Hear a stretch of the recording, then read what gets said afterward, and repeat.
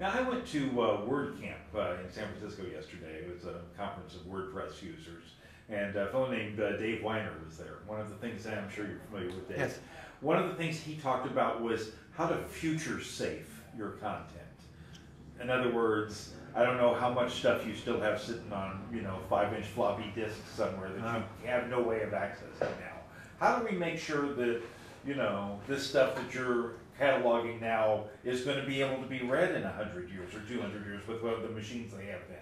So there's two problems. There's no long-term preservation. One is just keeping the bits alive, and then keeping the formats relevant.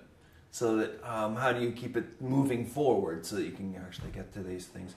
A word of advice is use popular formats. Use formats that other people are going to help try to keep alive over time. And open formats tend to help quite a bit because it's easier to support in a going forward basis. So format conversions, we've already had to reconvert our movies a couple of times over time. We started with DivX back in the 90s, and then we went to MPEG-4, thinking that was, and that worked for a while. Now it's Flash. So we've just gone back and reformatted all of our videos, 60,000 of them, into these new formats using this cluster. So there's active maintenance required. In the area of how do you keep the bits alive is keep them loved.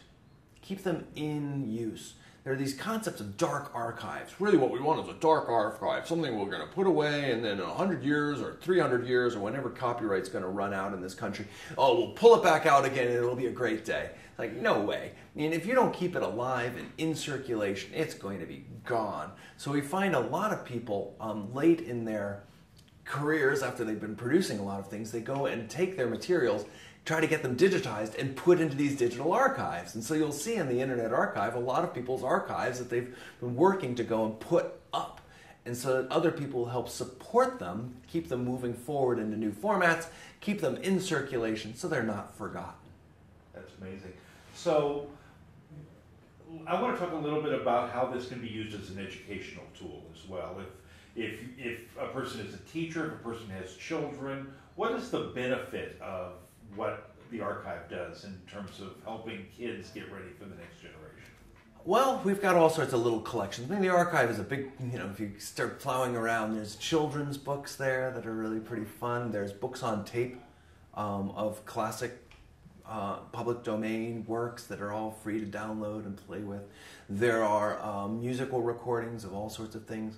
But also there's a mechanism for kids, teachers, classes to go and add things. To go and say, hey, our class project where we went and made this little video or this audio recording deserves to be in the library.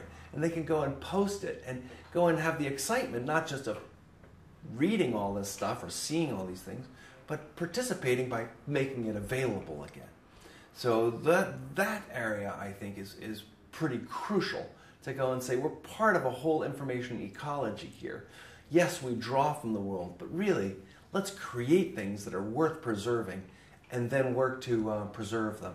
So if they're class projects, it's all free to go and add to the library, and we'll try to keep it alive forever. Are there resources for teachers or educators? Have you done any partnerships with school districts?